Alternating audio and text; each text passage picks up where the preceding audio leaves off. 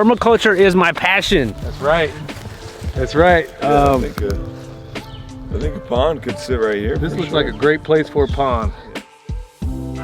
Since moving our animals on this new land, I wondered if it was even possible to build a pond. And today is the first step on figuring that out. All right, just getting up early this morning because today we have people coming over. We invited some friends over. You know, any excuse to have a party, right?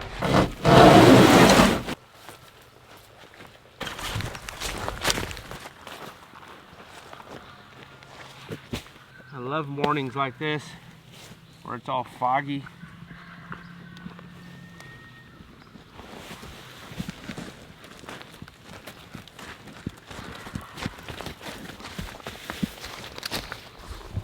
Good morning. I think little brother is catching up to big brother. He's getting a lot bigger. We got so much rain in the last couple of days, much needed rain. But you know, it seems like when it rains, it's all or nothing. The water doesn't go down very good. You know, the spot that I think wants to be a pond, or it could just be compacted soil that we need to just over time just fix with running the animals on it. Hey piggies, they're using their shelter. You've seen them in here sleeping. They just bury their heads in there.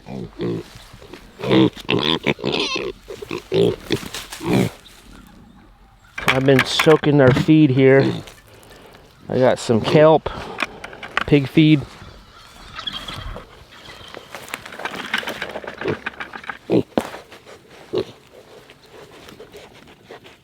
I'm gonna add some to this overgrowth right here. I believe they're using this nipple water because I noticed some water here dripping out. I really got to come out here and just sit out here for a couple hours and just to watch them and see what they do. But yeah, guys, they're just so little still. They're already rooting up though. Over here, this area where we put them in, I like to call the desert because it's kind of like a desert. It's just like nothing. It's very compacted.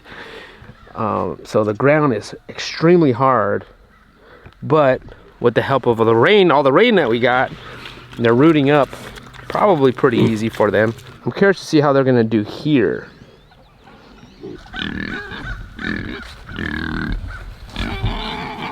I didn't forget about you. I didn't forget about you guys. I got you. I got you.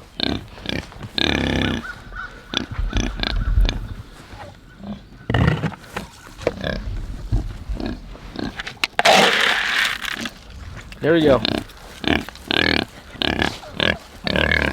We gotta trick these two. These ones, I guess, are more of our pets. But maybe they'll give us some piglets. You know, maybe we just need more time. Maybe we need more patience. But the question is, are we willing to give them that time? I don't know what we're in a rush for.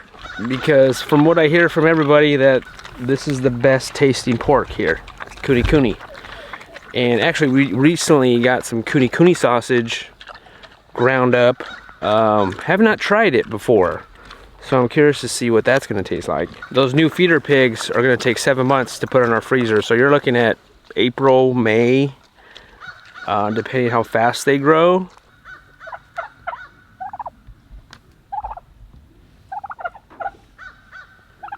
It's time, guys. It's time to put you in the freezer. Not today, though. We're having a party today.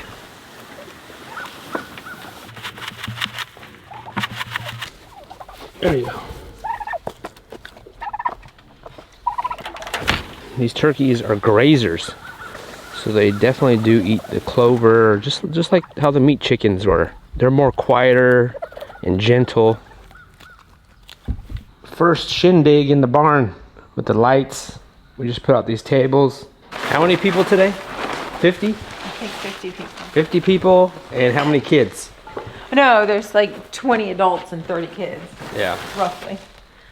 The kids always outnumber the adults around here. So Lorraine's been cooking for everybody this week, getting prepared. I'm making a giant pot of chili.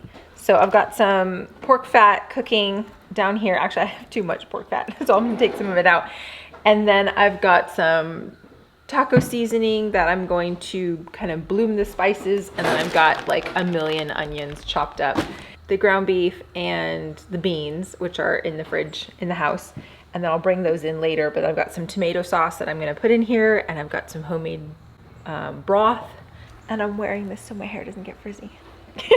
Because it's so foggy outside. So why am I cooking this down here at the barn instead of in the house? Well, because our house is quite many steps away and I didn't want to fill this up with chili. And actually this oven roaster gets really hot, like the outside gets really, really hot.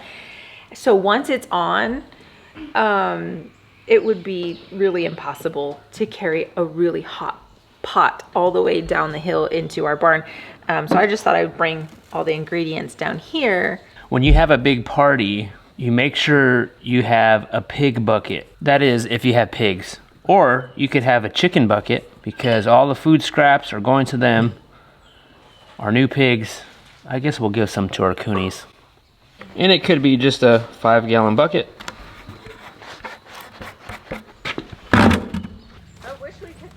It smells so good. Onions are cooking down. All these beans are cooked from dry, and they're cooked down. I don't know how many beans I have. That's why I have this measuring cup, because I'm supposed to measure it. And then all of this is our ground beef, and I have broth too. I still haven't pulled that out.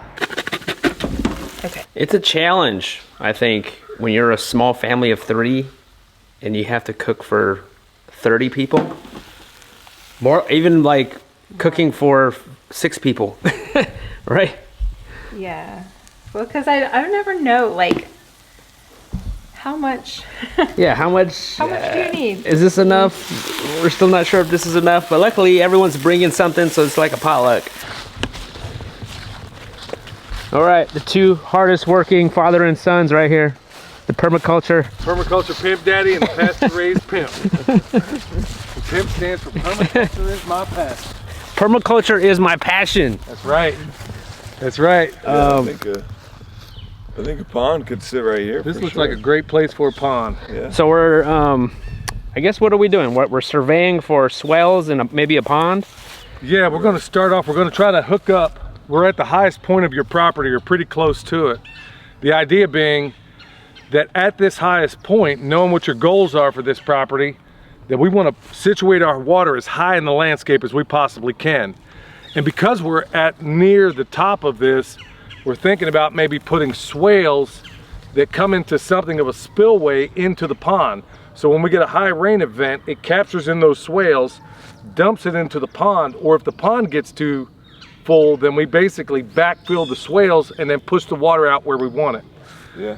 And So the benefit of it being highest in the landscape is that you have the highest amount of potential energy with the pond. So you can gravity feed it to your animals. You could use it to make electricity, a bunch of different options. Yeah, and if you're wondering why his voice is all jacked up, that's why you don't mess with his old man, because I choked him down. No, this is from jiu-jitsu practice. It wasn't from Dad. So all we're going to do at this point, we're going to kind of tentatively think that we're thinking this is a pretty good area for a pond. And then we're going to take these flags, along with the old-fashioned A-frame. We could have very well used a laser level. And we're just going to do this the old-fashioned way. We're going to find out, and we may do this 10, 15 times before it's all said and done. We're thinking the pond will be here. Now we're just going to basically take our A-frame and then figure out where exactly a swale might look good. Jason and Lorraine will have more than enough time to sit here and think, do I like that? Do I not like it? Do I want to change it? And we can do it as many times. You want to make your mistakes on paper and with flags long before we ever get the backhoe out here and start actually doing the work. At this point, we're just going to mark out where we think a pond ought to go. You want to go that way and I'll go this way? Yeah, So I would bring this up though. Okay, go ahead. Because the shore line could reach right here, depending on how. So he's going to go that way. He's going to go that way. I'm going to go this way, and we're just going to mark out what we think a pond should go. The idea of the swale, at least in this application, it does really a bunch of things, but in this application, what it's designed to do is capture all this rain that's coming off the top of this hill and it's going to fill that swale, and then when the swale gets filled, it's going to dump it into ponds that we tentatively have designed for this side and on the other side of this high spot. So we're thinking about a pond swale that joins two ponds, and then it'll dump into both ponds. All the water coming off this hill fills the swale, then dumps into the ponds. But swales also drought proof your landscape. So the swale forces the water to soak back into the landscape because it's perfectly level. It's not spilling off on either end. It forces it back into the landscape and forces your land to actually soak up the water and store it for a long period of time. I could possibly gravity feed some of that water down. Absolutely. Or even if I have some animals up here, I can give them water with that. Absolutely. What we could do, the idea being, and it's taken a bunch of different dogs to the hunt, people like Joel Salatin, Greg Judy, whole number of others, where we're putting this as high in the landscape for that express purpose, where we could take basically, I'll lay this down, where we can basically, if this is in the middle of a pond, we could have a pipe going through the middle of there like so, and then on this side we could have something of a spout. This is in the middle of your pond. Let's make it like this. This is in the middle of your pond. This is coming through the downside of your pond. Hook a hose onto this end, not a hose, but another pipe, and then have the ability, since we're so high in the landscape, to be able to moor and gravity feed water to anywhere you need on this property, whether it's back there in the woods for your pigs, or whether it's down there to your chickens or your other pigs.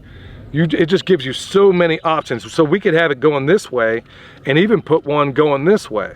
So that's the beauty of being able to put this stuff as high in the landscape. This is why permaculture is my passion. And also swales give you the ability to put ponds really anywhere, because like right here would not be a good location for a pond by itself, because there's not enough watershed going into the pond. So you can put like a pond on a ridgeline where all the water is shedding away if you have a swale coming off the side of it. Just dumping everything into that pond, which is exactly what we plan to do. So all we have is just a simple A-frame. We could do this with lasers, we could do it with any number of things.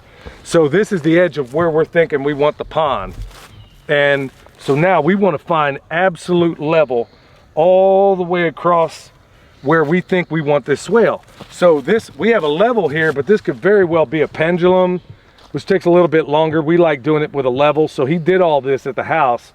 He made this thing and made it collapsible. And it takes like 10 seconds.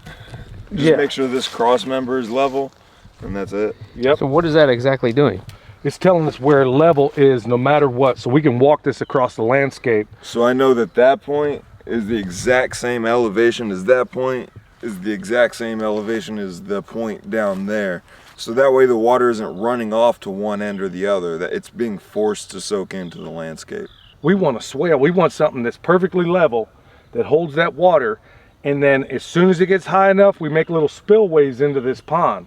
So bam, this is full, it's holding water, now it's gonna push water into the pond. If we're out here running pipes out of this pond, there's no reason we couldn't put turbines in there that could help charge the electrical fence you have all the way around here. Wow. So every time you water your animals downhill, you could be charging up batteries. How cool is that? You could be charging up batteries that power your fence. Wow.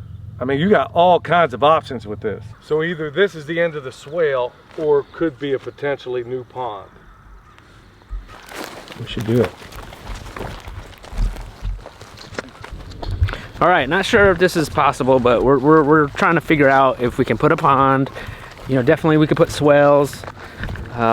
Yeah, and just see what happens. This is kind of the first steps on just kind of figuring it out and having these guys helping me out with that. You guys are a wealth of knowledge, so that's helpful. These type of events, it's fun to have at this time of year because for one, we have more time to do these type of things, and it's good to get together, even just for a short time. How did the chili come out? Great. I forgot to put salt, but it came out good. I actually haven't tasted it, but everyone said it came out good. It's good to catch up with old friends, hang out, and have a meal together. Oh my gosh. Look at all these kids here.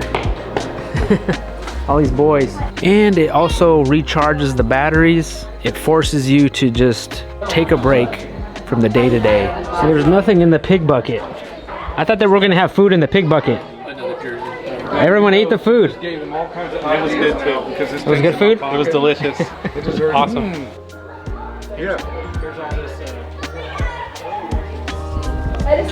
You got the women folk over here talking shop, and then all the men over here in a circle talking about skid steers and tractors. That's it. Everybody cleaned up and went home, and that was our first little shindig here. Lorraine, how'd it go? It went really well. Yes. Good job. Yeah. Good job. It went really well. Like, it was fun. Everyone totally had a good time, and you could tell everyone had a good time, so I'm pleased. And we had enough food. That's always my main concern, is like, are we gonna have enough food? Which we had more than enough food. So it was good. It was a good time. The food must have been good because we had no pig food. Sorry guys, we have no pig food for you. I thought we would have so much food left over, but I guess it was good because they ate it all. I just fed you guys. I fed them double today. All right. Are you guys sleeping?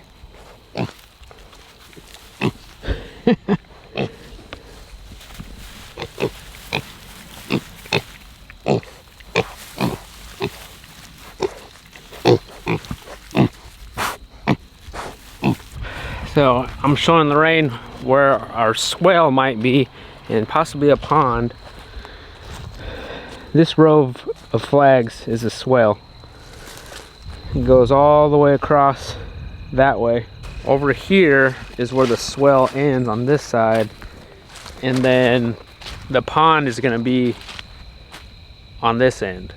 Like, I guess, do we want a pond, or do we want like a future building here? I mean, we really need a pond. We could really use a pond. Yeah, if we could put a pond, we could feed animals in the forest, or gravity feed them down the hill. Look at this. It's a Christmas tree. Should we do this one? I think it's too small. Penelope's gonna be disappointed. We don't need a big one. She wants a big tree this year. Smells so good. We don't need a big Smells one. like apple. This is perfect right here. Look at this one. Love it. Charlie Brown Christmas.